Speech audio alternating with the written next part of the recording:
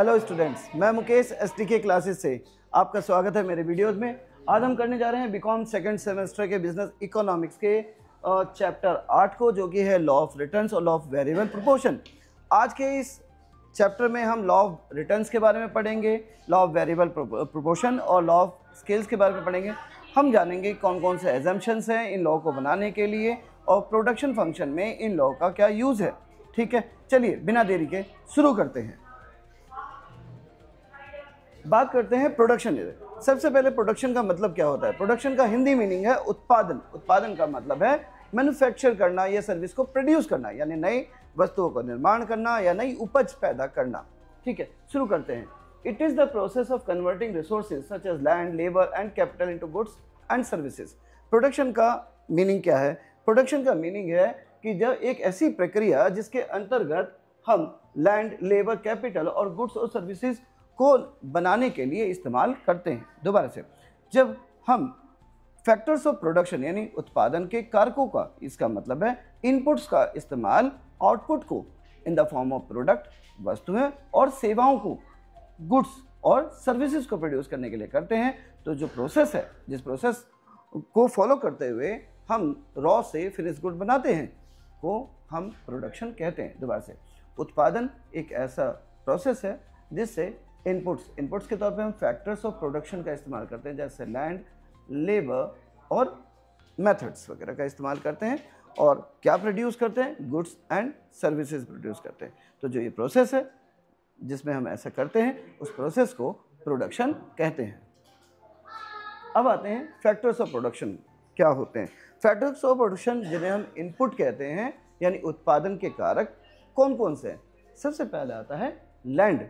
सबसे पहला और इम्पॉर्टेंट फैक्टर ऑफ प्रोडक्शन है वो है लैंड, यानी वो नेचुरल रिसोर्सेज, ठीक है, जिसका इस्तेमाल प्रोडक्शन के दौरान होता है। सीधी बात है, हम जब कहीं भी किसी भी प्रेमाइसेस में कोई भी मैन्युफैक्चरिंग का प्रोसेस कर रहे हैं, कोई सर्विस प्रोड्यूस कर रहे हैं, तो हमें किसकी ज़रूरत पड़ती है, बिल्डिंग की ज़रूरत पड़ती है। बिल्डिंग की ज़रूरत पड़ती है, एक एरिया है, एक स्पेसिफाइड एरिया है जहाँ पे हम वो मैन्युफैक्चरिंग या सर्विसेज प्रोड्यूस कर रहे हैं। तो सीधी बात है, ये क्या है, नेचुरल रिसोर्सेज हैं जिनका इस्तेमाल हम करते हैं। सीधी बात है कि नेचुरल रिसोर्सेज में एक जगह आती है, जगह के साथ उस एरिया का वेदर है, उसकी सराउंडिंग है, जो इम्पैक्ट डालता है हमारे प्रोडक्शन एक्टिविटी में। तो सबसे इम्पॉर्टेंट फैक्टर है लैंड। दूसरा है लेबर। लेबर है कॉल्ड द ह्यूमन एफर्ट, जो मैन पावर इस्तेमाल होती है, चाहे वो मैनेजर की पोस्ट पे हो, चाहे कोई वर्कर हो। ठीक है, जितने भी मैन पावर या ह्यूमन रिसोर्स किसी भी इंडस्ट्री या कंपनी या फैक्ट्री या फर्म में इस्तेमाल होती है, दैट इज़ कॉल्ड लेबर। ठीक है, वो अपनी सर्विसेज प्रोवाइड करते हैं टू प्रोड्यूस आउटपुट। तीसरा जो बहुत इंपॉर्टेंट फैक्टर है वो है कैपिटल। हिंदी में पूंजी कहते हैं इसे, जैसे machinery, equipment and money etcetera. सीधी बात है, कैपिटल का मतलब है ऐसे नेसेसरी इनपुट्स जिनकी मॉनेटरी वैल्यू होती है, जो पैसों में जिनको हम इवेल्युएट कर सकते हैं। जैसे कंपनी में स्थान होने वाली मशीनरी हो गई, और जो हम कैश या लिक्विड मनी का इस्तेमाल करते हैं एक्सचेंज के तौर पे, और जो इक्विपमेंट है, जो औजार वगैरह हम इस्तेमाल करते हैं, वो सारी चीज़ कैपिटल का पार्ट है। और last but very important, entrepreneur एक ऐसा व्यक्ति जो बिजनेस को स्टार्ट करने का रिस्क लेता है, या ये कहें कि वो बिजनेस या इन ऑपरेशन से, प्रोडक्शन एक्टिविटी से प्रॉफिट के बारे में सोचता है कि इन एक्टिविटी को परफॉर्म करके जो कुछ सर्विसेज आएंगे उनसे उसे प्रॉफिट गेन होगा। रिस्क भी उसी के पास है। The one who manages the organisation the production, एक ऐसा व्यक्ति जो इस ऑर्गेनाइजेशन को मैनेज करता है, संगठन को का प्रबंधन देखता है और उत्पादन का काम करता है। इकोनॉमिक्स में इस एंटरप्रेन्योर को प्रोड्यूसर कहते हैं। कुल मिला के हमने बात करी कि जो प्रोडक्शन है एक ऐसा प्रोसेस है जिससे हम गुड्स और सर्विसेज को प्रोड्यूस करते हैं, जबकि फैक्टर्स ऑफ प्रोडक्शन उन इनपुट्स को कहते हैं जिनका इस्तेमाल हम आउटपुट यानी गुड्स और सर्विसेज को प्रोड्यूस करने के लिए करते हैं। और ये चार हैं, लैंड, लेबर, कैपिटल और एंटरप्रेन्योर। ठीक है, इसके बाद आगे बढ़ते हैं कि वो कौन से कानून हैं जो किसी प्रोडक्शन एनालिसिस के लिए लागू होते हैं। यानी हम पढ़ने जा रहे हैं लॉज ऑफ प्रोडक्शन के बारे में, कि उत्पादन से संबंधित इकोनॉमिक्स में, अर्थशास्त्र में कौन से कानून हैं। देखिए सबसे पहले दो कानून है, एक तो है law of returns to a factor, that is law of variable proportion. ठीक है, दो हमें रूल दिखाई देते हैं, दो कानून है, दो नियम हैं इकोनॉमिक्स के जो लॉ ऑफ प्रोडक्शन को बताते हैं, उत्पादन के कानून या उत्पादन के नियम को बताते हैं। पहला जो है law of returns to a factor है, ठीक है, ये लॉ ऑफ वेरिएबल प्रोपोर्शन यानी अनुपात के नियम कह रहे हैं हम। दूसरा है law of returns to a scale, पैमाने के प्रतिफल का नियम।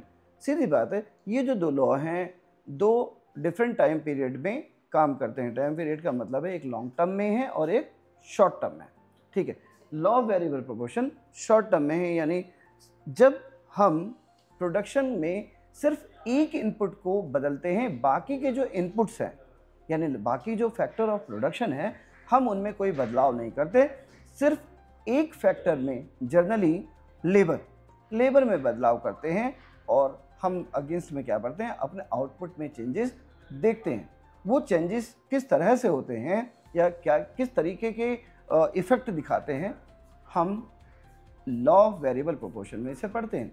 जबकि law of returns to scale में हम पढ़ते हैं कि अगर हम सारे के सारे इनपुट को यानी सारे के सारे फैक्टर ऑफ प्रोडक्शन में बदलाव करें तो आउटपुट में होने वाला बदलाव किस लेवल पे हमें दिखेगा, यानी किन स्टेजेस से होके गुजरेगा और किस तरीके के चेंजेस हमें प्रोडक्शन में देखने को मिलेंगे। यानी आउटपुट में जो बदलाव आएगा, टोटल प्रोडक्शन में जो बदलाव आएगा वो किस तरह का आएगा, हम इन दो नियमों में पढ़ते हैं।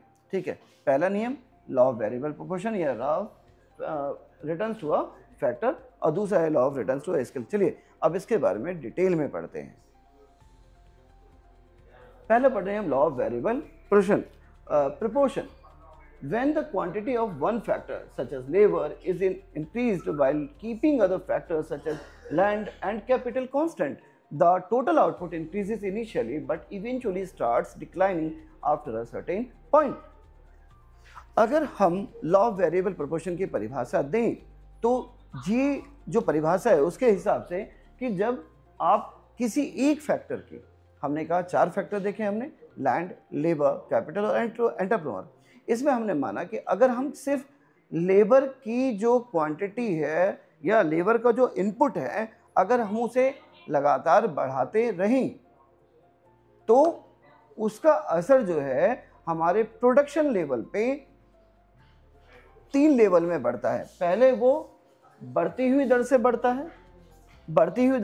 है, उसके बाद वो घटती हुई दर से बढ़ता है और फाइनली वो बढ़ना बंद कर देता है, डिमिनिशिंग हो जाता है। ठीक है, दोबारा कि when the quantity of one factor such as labor is increased while keeping other factors such as land and capital constant, ठीक है, अगर the total output increases initially but eventually starts declining after a certain point, कि जब एक factor माना कि ये labour है कि क्वांटिटी में हम लगातार बदलाव कर रहे हैं जबकि बाकी के जो फैक्टर हैं जैसे लैंड और कैपिटल, पूंजी और जो नेचुरल रिसोर्सेज है, अगर हम उनमें कोई बदलाव नहीं करते तो उस स्थिति में शुरुआत में तो हमारी प्रोडक्शन या टोटल आउटपुट जो है वो बढ़ता है, लेकिन एक पॉइंट पे पहुंचने के बाद फिर प्रोडक्शन लेवल में बढ़ोतरी में गिरावट देखने को मिलने लगती है। यही जो है लॉ ऑफ वेरिएबल प्रोपोर्शन है।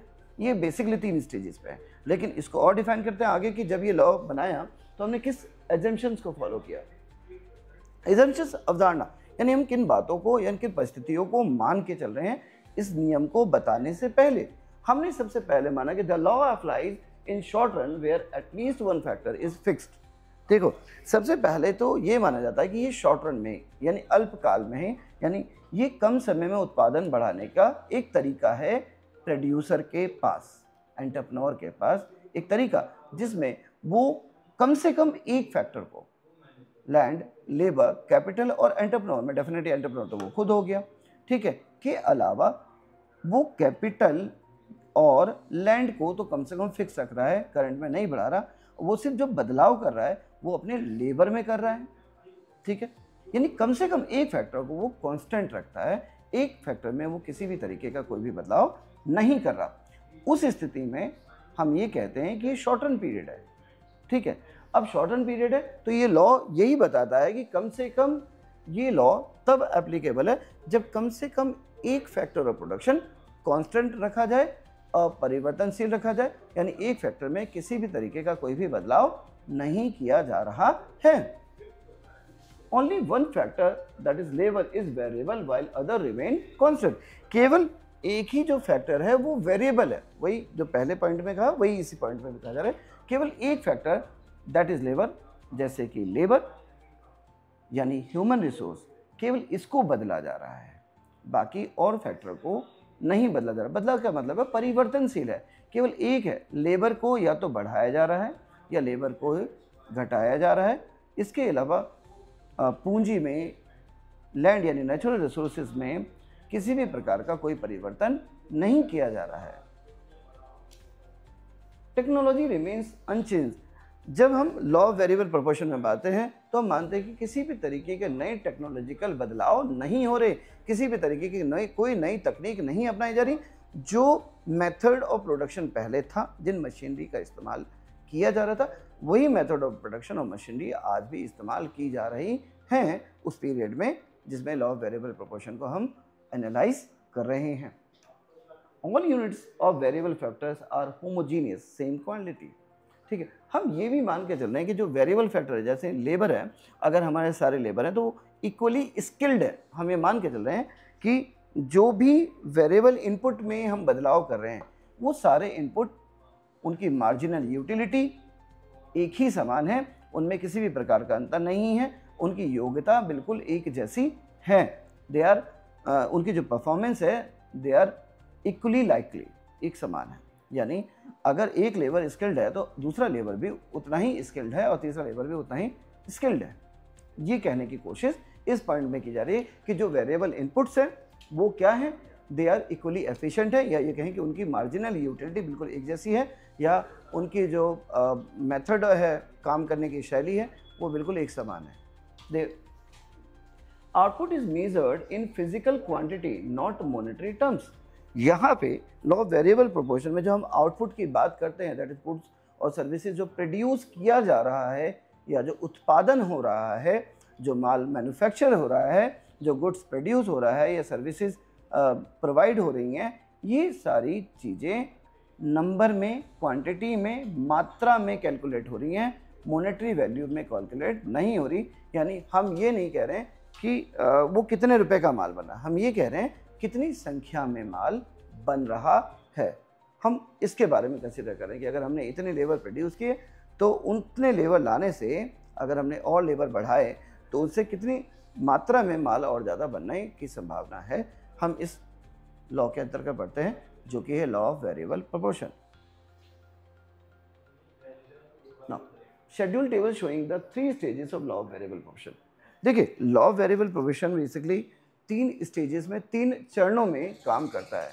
ठीक है, सब एक के बाद एक आते हैं। पहला चरण है जब लेबर को, अगर हम इनपुट को बढ़ाते हैं, यानी लेबर को बढ़ा रहे हैं, बाकी का फैक्टर हमने कांस्टेंट रखा। सपोज हम सिर्फ 2 इनपुट ले रहे हैं, लैंड और लेबर। हमने लैंड को तो फिक्स किया और लेबर में चेंज किया, लेबर को बढ़ाया, तो पहले प्रोडक्शन तेज़ी से बढ़ेगा। यानी टोटल प्रोडक्शन जो है, आप जैसे जैसे लेबर बढ़ाएंगे वो वैसे वैसे ही वो तेज़ी से बढ़ेगा। उसके बाद जो दूसरा स्टेज आएगा उसमें टोटल प्रोडक्शन में बढ़ोतरी यानी तेज़ी आएगी, लेकिन घटती हुई दर से।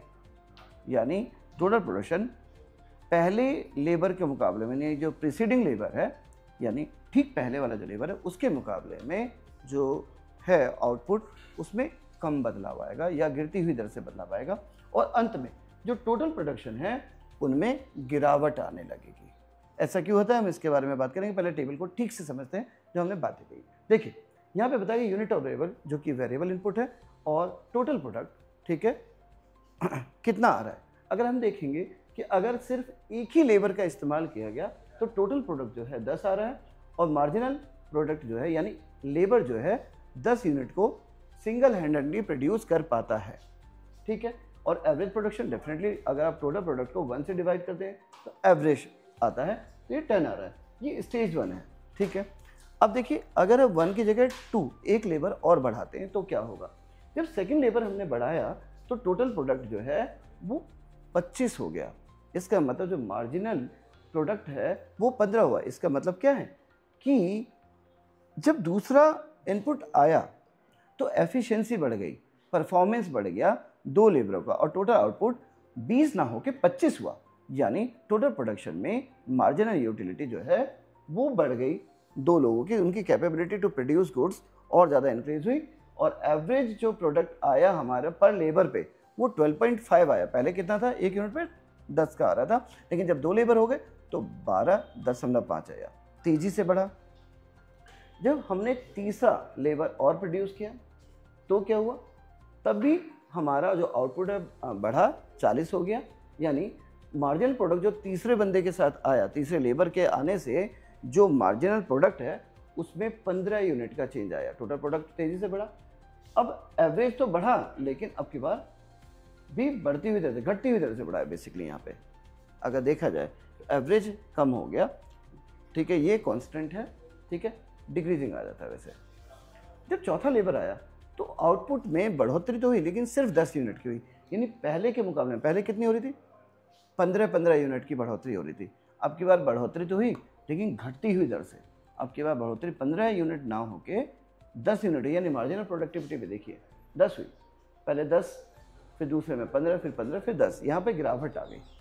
ठीक है, टोटल प्रोडक्ट तो बढ़ रहा है लेकिन घटती हुई दर से बढ़ा है। ये सेकेंड स्टेज आ गया किसका, लॉ ऑफ वेरिएबल प्रोपोर्शन का।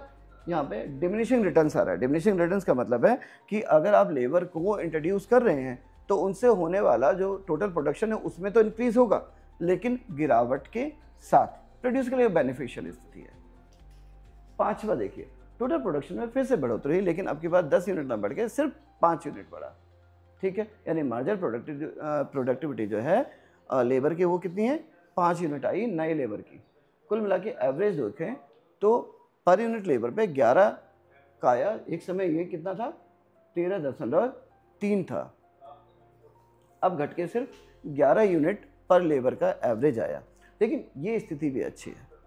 इससे नेक्स्ट जो है 58, अब मार्जिनल प्रोडक्टिविटी 3 रह गई, अभी भी डिमिनिशिंग रिटर्न्स आ रहा है। सेकंड स्टेज है, एवरेज घट गया 9.67। हमने क्या किया, 58 को 6 से डिवाइड किया तो एवरेज आता है। मार्जिनल के लिए हम पिछली वाले में से घटा देते हैं तो हमें नए जो हमारा लेबर इनपुट हुआ है उससे पता चलता है उससे होने वाला कितनी क्वांटिटी हमारी बढ़ी है। नेक्स्ट में 58 की जगह 59 हो गया, 59 हो गया। दैट इज जब 7th लेबर आया तो 59 यानी 59 हमारा टोटल प्रोडक्शन हुआ और मार्जिनल प्रोडक्टिविटी एक और बढ़ी। अगर ध्यान से देखें तो यहाँ हमारा तेज़ी से बढ़ा, फिर यहाँ तेज़ी से घटना शुरू हुआ। लेकिन अगर देखें तो फर्स्ट और सेकंड लेवल में हमारा आउटपुट केवल बढ़ रहा था। नतीजा क्या हुआ कि एवरेज प्रोडक्ट तो हमारा घटा, लेकिन यहाँ तक सेकंड स्टेज क्या, डिमिनिशिंग रेट पे। इसके बाद जैसे ही नेक्स्ट हमने लेबर बढ़ाया, हुआ क्या कि हमारी प्रोडक्टिविटी घटने की जगह घट गई।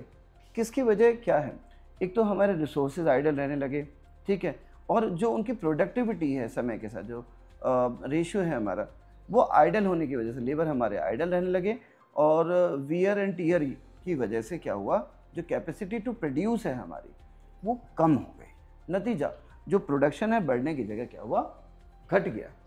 मार्जिनल प्रोडक्टिविटी जो नया आया उसमें -2 आया, क्योंकि अब टोटल प्रोडक्शन में बढ़ोतरी की जगह क्या हुई, कमी हुई।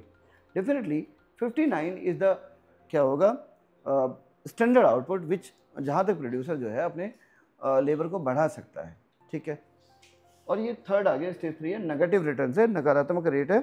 इसका मतलब है अब टोटल प्रोडक्शन में गिरावट आ रही है, और लॉ ऑफ वेरिएबल प्रोपोर्शन के हिसाब से इस स्टेज में आके प्रोडक्शन बढ़ने की जगह प्रोडक्शन में कमी आई। भाई सीधी बात है, लेबर हमारा आइडियल आ रहा है और जो उनको मेंटेनेंस चार्जेस हैं ये सब बढ़ गई हैं, और प्रोडक्टिविटी जो है वो घट रही है अब।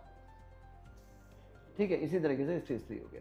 कुल मिला के अगर हम देखें तो लॉ ऑफ वेरिएबल प्रोपोर्शन जो है उसमें 3 स्टेज आते हैं, इंक्रीजिंग रिटर्न्स आते हैं, फिर डिमिनिशिंग रिटर्न्स आते हैं, और फाइनली नेगेटिव रिटर्न्स आते हैं। ठीक है, कोई प्रोड्यूसर जो होता है वो इस पॉइंट पे आके जहाँ तक उसकी मार्जिनल प्रोडक्टिविटी पॉजिटिव रहती है वो उतने आउटपुट को मैक्सिमम बढ़ा के शॉर्ट रन में अपनी प्रोडक्टिविटी या उत्पादन को बढ़ा सकता है। ठीक है, अच्छा एक कंपनी का इंस्टेंस लेते हैं, थोड़ा आसान करते हैं। जैसे एक फैक्ट्री है, फैक्ट्री को किसी दिन अपना प्रोडक्शन बढ़ाना है तो वो दो तरीके अपनाएगा, या तो वो एक्स्ट्रा लेबर ले आएगा, ठीक है, या फिर वो उनके वर्किंग आवर्स को बढ़ा देगा, ओवर टाइम जिसे कहते हैं। जब आप ओवर टाइम करवाते हैं तो क्या होता है, जो लेबर है वो ज़्यादा समय काम करता है तो आउटपुट बढ़ जाता है, ठीक है। ये लॉ ऑफ वेरिएबल प्रोपोर्शन के लिए एक एग्जाम्पल है कि किस तरीके से आउटपुट को बढ़ाता है प्रोड्यूसर। शॉर्ट में देखो, ग्राफ के जरिए इन्हीं चीज़ों को समझाया गया। अगर हम देखें तो ये जो स्टेज 1 है, ये वाला पार्ट ब्लू लाइन में जो दिख रहा है, ये जो ब्लू लाइन है टोटल प्रोडक्ट को दिखाता है। तो यहाँ देखें, पहले ये ज़्यादा क्या है, हॉरिजेंटल है और वर्टिकल है। ये लाइन पहले वर्टिकल है, ठीक है। स्टेज 2 में वो थोड़ी स्टीप हो गई, स्टीप थोड़ी गिरावट से आई, देखिए। फिर ये क्या हो रही है, डाउन हो रही है, यानी फ्लैटर हो। यहाँ पे सेकंड में ये फ्लैटर हुई और फिर यहाँ पे क्या है, डाउन हो गई है, गिर गई है, नेगेटिवली स्लॉप्ड हो जाती है। तो 3 स्टेज है, पहले तेज़ी से बढ़ता है टोटल प्रोडक्ट, यहाँ पे थोड़ा सा डाउन हो गया, हल्का सा गिरते हुए इधर से बढ़ता है, और फाइनली नीचे स्लॉप हो जाता है, डाउनवर्ड्स होता है, नीचे की तरफ करता है थर्ड स्टेज में। ऐसे ही अगर एवरेज को देखेंगे तो मार्जिनल प्रोडक्ट को, तो पहले बढ़ा, फिर कांस्टेंट हुआ, हमने जो पिछला शेड्यूल या टेबल देखा उसको रिप्रेजेंट करें, फिर फाइनली क्या हो रहा है कि वो घटते हुए नेगेटिव की तरफ जा रहा है। मार्जिनल प्रोडक्टिविटी अगर देखें तो पहले बढ़ रहा है 10 से ऊपर 15, यहाँ पे भी 15 था,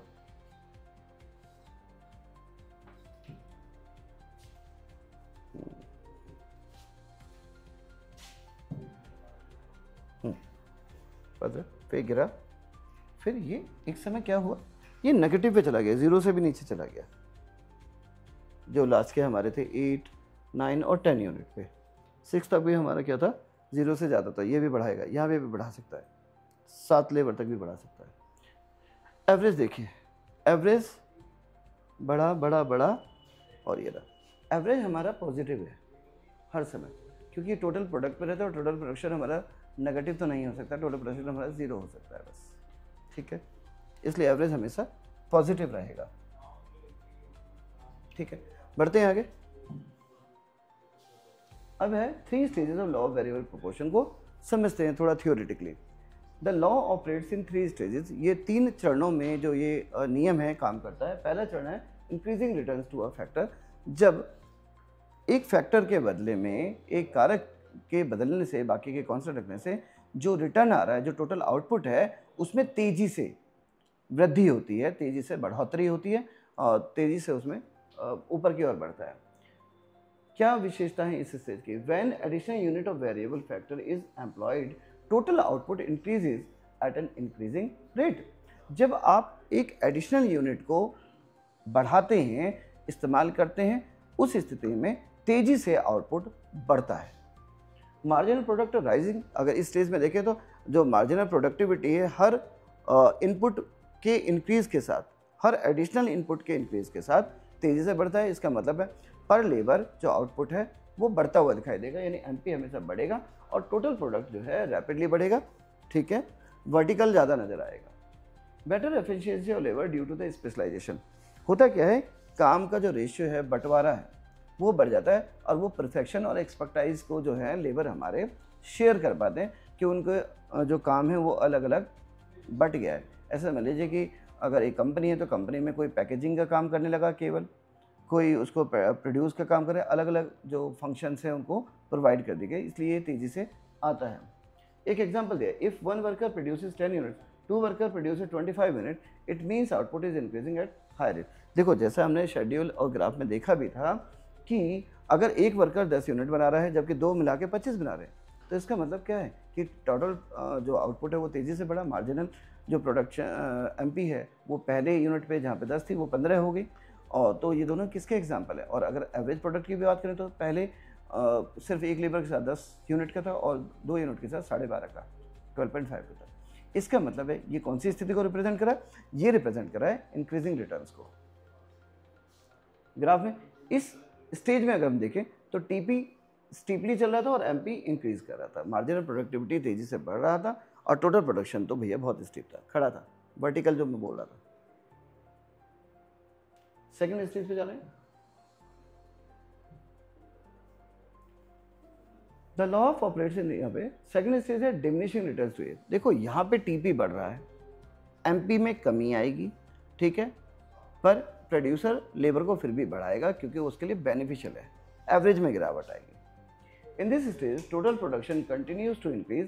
देखो इस स्टेज में भी टीपी बढ़ेगा, ठीक है, but at a decreasing rate, लेकिन घटती हुई दर से, यानी हर नए लेबर के साथ जो उसकी मार्जिनल प्रोडक्टिविटी है उसमें कमी आएगी। तो टोटल प्रोडक्शन जो है बहुत तेज़ी से नहीं बढ़ेगा, कम तेज़ी से बढ़ेगा, हाँ बढ़ेगा जरूर। Marginal product starts declining. जो मार्जिनल प्रोडक्ट है वो डिक्लाइन करेगा, नेगेटिव नहीं होगा। Average product reaches its maximum and then starts declining. यहाँ पे जो एवरेज प्रोडक्ट है फर्स्ट स्टेज के बाद सेकंड स्टेज आते ही उसमें गिरावट आने लगती है, यानी एमपी में गिरावट आती है, एपी में गिरावट आती है, लेकिन टीपी कंटिन्यूअली बढ़ता है, यानी टोटल प्रोडक्शन में तो तेज़ी आती है, एमपी यानी मार्जिनल प्रोडक्ट में गिरावट आती है और एवरेज प्रोडक्ट में भी इस स्टेज में गिरावट आती है।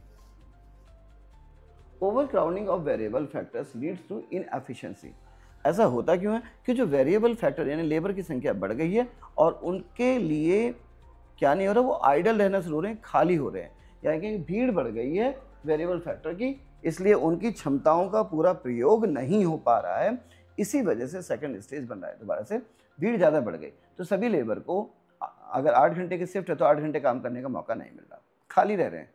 इसीलिए क्या हो रहा है, जो प्रोडक्टिविटी है वो कम होने लगी है, बढ़ तो रही है लेकिन आइडल है लेबर, तो इनएफिशिएंसी उनका इस्तेमाल नहीं हो रहा। If adding an extra worker increases total output but at a lower rate than before diminishing returns have started. एक उदाहरण दिया कि अगर एक्स्ट्रा वर्कर लाने से टोटल आउटपुट तो बढ़ रहा है लेकिन मार्जिनल प्रोडक्टिविटी में गिरावट आ रही है, एवरेज प्रोडक्टिविटी में गिरावट आ रही है, तो इसका मतलब है कि ये सेकंड स्टेज है। ग्राफ में अगर देखें तो हमने ग्राफ में देखा था टीपी ग्राफ फ्लैटर हो रहा है, थोड़ा सा झुकने लगा है और एमपी जो है वो नीचे की तरफ गिरने लगता है, मार्जिनल प्रोडक्ट जो है वो नीचे की तरफ गिरता है। तीसरा स्टेज था नेगेटिव रिटर्न्स टू रिस्क, यानी घाटे का है। प्रोड्यूसर इस स्टेज को आने से पहले ही जो सेकंड स्टेज का पीक है वहाँ पे रोक देता है, यानी उस स्टेज पर रोक देता है जब एमपी ज़ीरो हो जाता है, एमपी ज़ीरो पे होने से पहले रोक देता है।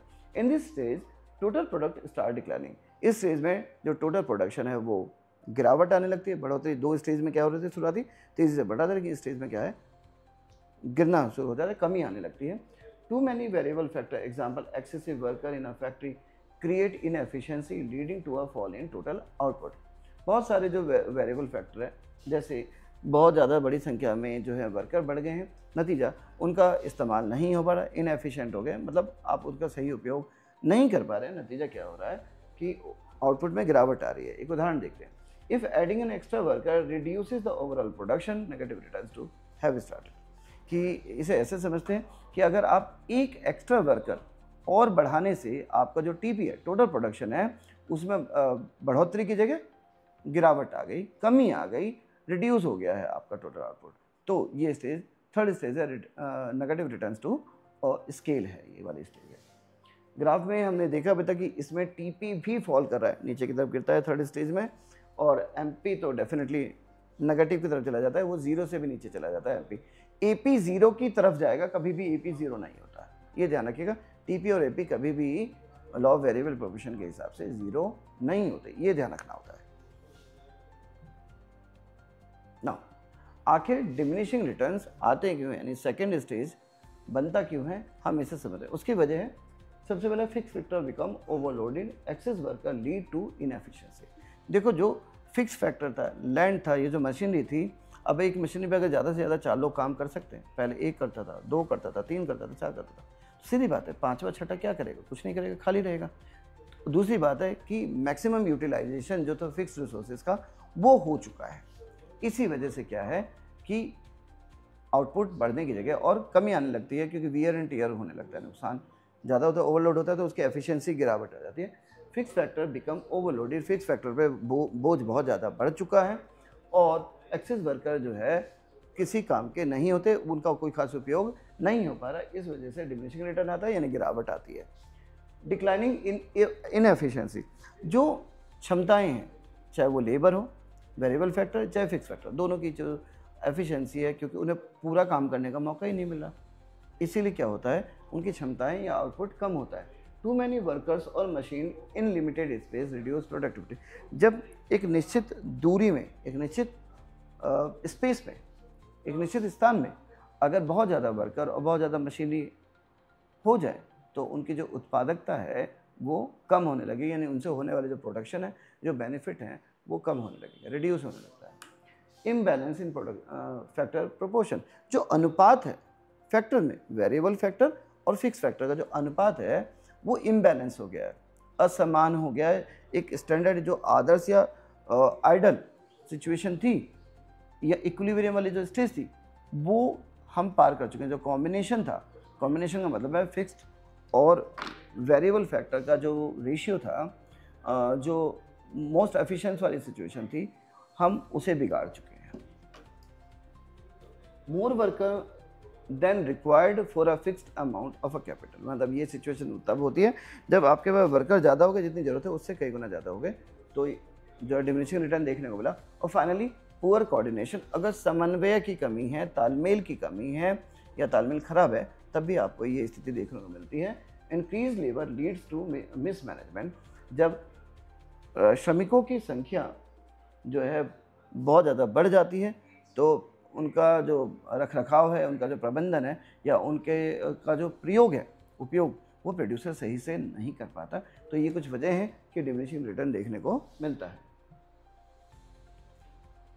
आखिर लॉ ऑफ वेरिएबल प्रोपोर्शन कैसे महत्वपूर्ण है या क्यों महत्वपूर्ण है एक प्रोड्यूसर के लिए? इकोनॉमिक्स में जब हम ये बात पढ़ते हैं लॉ ऑफ वेरिएबल प्रोपोर्शन, तो ये किस तरीके से एक प्रोड्यूसर की मदद करता है, ये नियम अगर वो समझता है तो। सबसे पहले हेल्प इन प्रोडक्शन प्लानिंग, भाई उत्पादन के लिए एक योजना बनाता है, उसे पता है कि उसे कितना आउटपुट चाहिए, एक निश्चित समय में, स्पेसिफाइड टाइम में कितना आउटपुट चाहिए, वो उसके लिए अपनी योजना तैयार कर पाता है इस नियम को जानने की वजह से।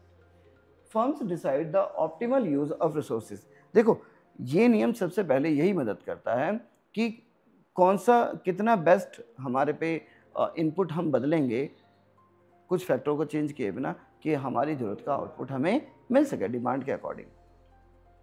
डिटरमाइंस कॉस्ट ऑफ प्रोडक्शन, इससे जो लागत है ये भी पता चल पाती है। होता क्या है, टोटल प्रोडक्शन से होने वाला जो रेवेन्यू है वो, और लेबर बढ़ाने से जो कॉस्ट इंक्रीज होता है वो उन्हें कंपेयर कर पाता है कि अगर हमने एक certain amount of labour introduce किए तो उन पे जो खर्च आ रहा है और जितना माल उनके अगेंस्ट में बन रहा है, उनकी एफिशिएंसी के हिसाब से बन रहा है, उससे जो रेवेन्यू आ रहा है, तो वो रेवेन्यू और कॉस्ट का जो डिफरेंस है वो प्रॉफिट को डिस्क्राइब करता है। ठीक है, अब प्रोड्यूसर के लिए जानना बड़ा सरल हो जाता है इस लॉ के हिसाब से कि वो ये तय कर पाता है कि उसके लिए ज़्यादा बेनिफिशियल कितना है, कितना प्रोडक्शन वो करे। तो useful in agriculture and industry, आमतौर पे लॉ ऑफ वेरिएबल प्रोपोर्शन जो है उद्योगों में और कृषि जगत में बहुत ही ज़्यादा इस्तेमाल होता है। ठीक है, explains why adding too much labour to land may not increase productivity significantly. देखो भारत तो वैसे भी पॉपुलेटेड कंट्री है और इसमें जो है इनविजिबल अनएम्प्लॉयमेंट की सिचुएशन बहुत ज़्यादा है। क्या होता है, पूरा का पूरा परिवार, जनरेशन बदल रही है, बढ़ती जा रही है जनसंख्या, घरों में पॉपुलेशन बढ़ रही है और उसी लैंड पे वो काम कर रहे हैं, तो इनविजिबल अनएम्प्लॉयमेंट देखने को मिलता है, अदृश्य बेरोजगारी। तो ये law of variable proportion explain कर पाता है कि अगर बहुत ज़्यादा लेबर, ठीक है, और एक निश्चित स्पेस पे एग्रीकल्चर प्रोड्यूस करते भी हैं तो वो आउटपुट को बहुत ज़्यादा बढ़ा नहीं पाएंगे, इससे ये पता चलता है।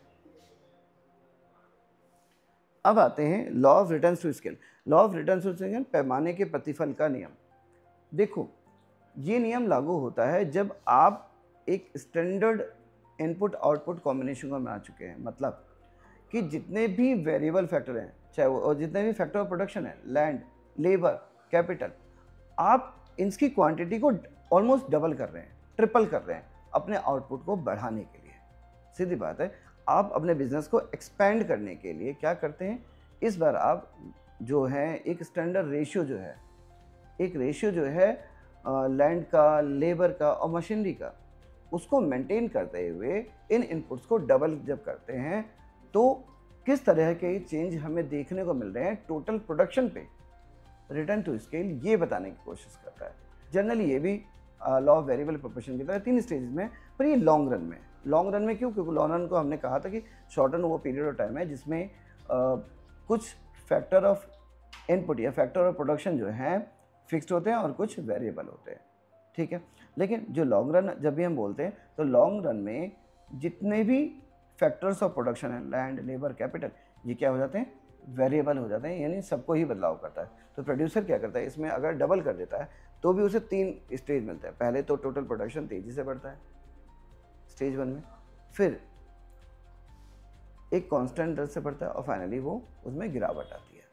इसी की बात करते हैं।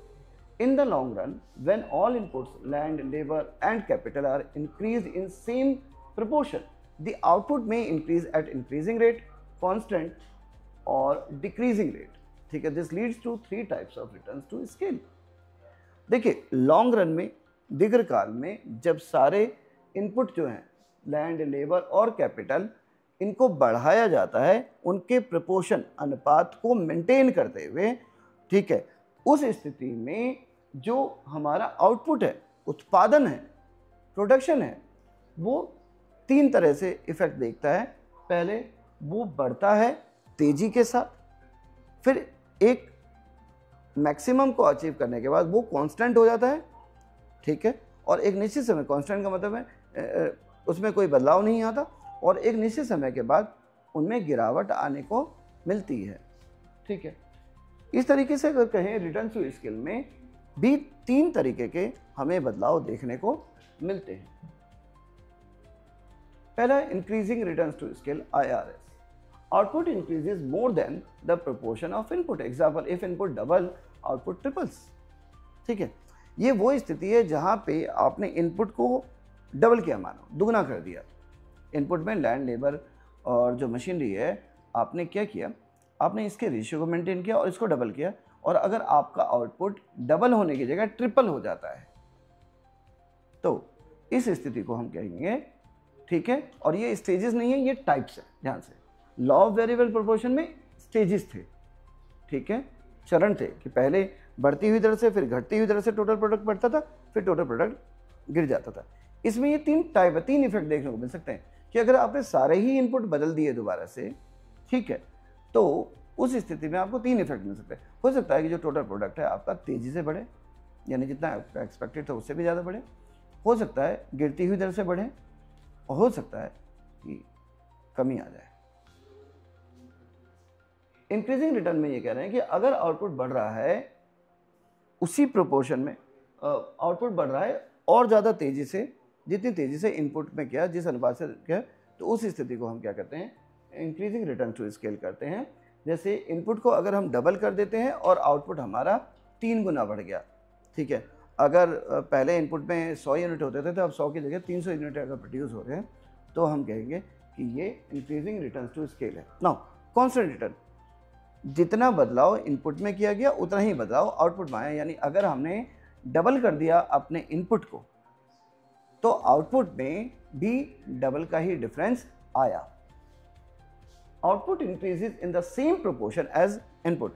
उसी अनुपात में, जिस अनुपात में इनपुट में बदलाव किया गया, आउटपुट में भी उतना ही बदलाव आया। यानी अगर पहले सेम इनपुट के साथ आप 100 यूनिट प्रोड्यूस करते थे, तो आपने जब उन इनपुट को डबल किया तो आउटपुट भी बढ़ के डबल हो गया और अब 100 की जगह 200 यूनिट हो गया। तो इस स्थिति को हम कह सकते हैं कि ये कांस्टेंट रिटर्न आ रहा है।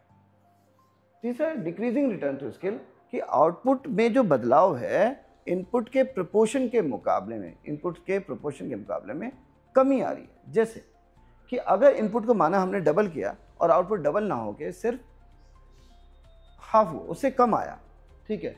जैसे अगर इनपुट को हम डबल कर रहे हैं और आउटपुट पहले हमारा 100 था, अब वो 200 ना होके 150 ही हुआ, यानी 50 यूनिट ही बढ़ा।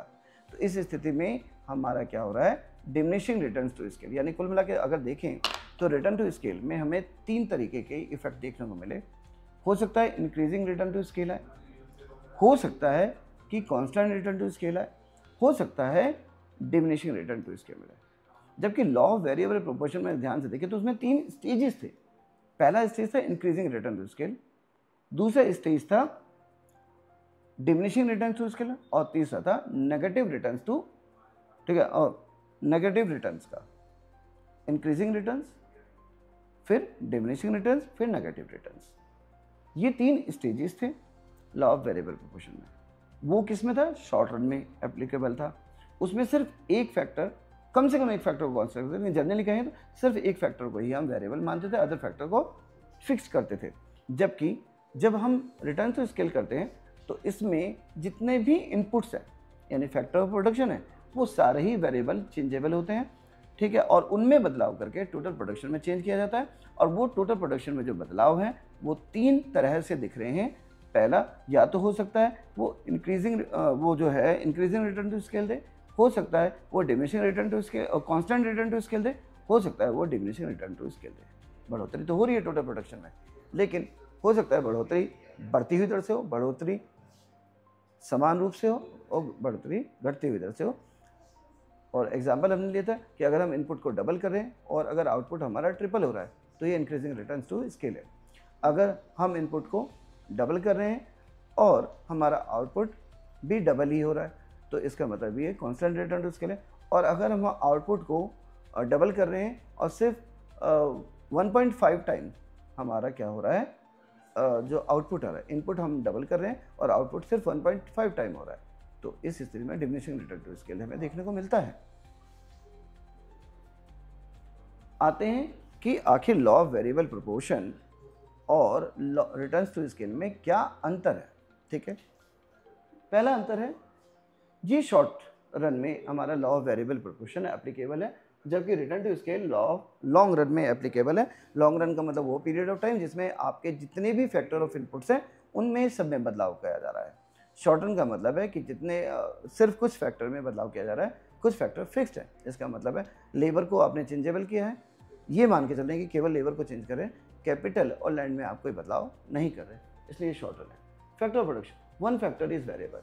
ये सीधी बात है कि केवल एक फैक्टर में बदलाव किया जाता है लॉ ऑफ वेरिएबल प्रोपोर्शन में, जबकि लॉ रिटर्न टू स्केल में जितने भी फैक्टर हैं सारे ही वेरिएबल है, यानी सभी फैक्टर में बदलाव किया जाता है।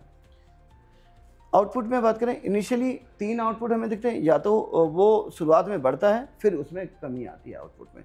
इसमें क्या है, बढ़ भी सकता है, घट भी सकता है, बढ़ सकता है, हो सकता है इंक्रीजिंग रेट से बढ़े, बढ़ सकता है कांस्टेंट रेट से बढ़े, हो सकता है वो डिमिनिशिंग रेट से बढ़े यानी डिक्रीजिंग रेट से बढ़े। और लास्ट में इसमें 3 स्टेजेस होते हैं, जबकि इनमें 3 टाइप होते हैं, ठीक है। इसी के साथ आज का टॉपिक खत्म होता है। अगर आपको मेरी वीडियो पसंद आ रही है प्लीज़ हमारे चैनल को सब्सक्राइब कर दीजिए, लाइक कर दीजिए और पॉजिटिव कमेंट दीजिए और अपने दोस्तों को भी बताइए। अच्छा चैनल है। मिलते हैं नेक्स्ट वीडियो में, बाय बाय।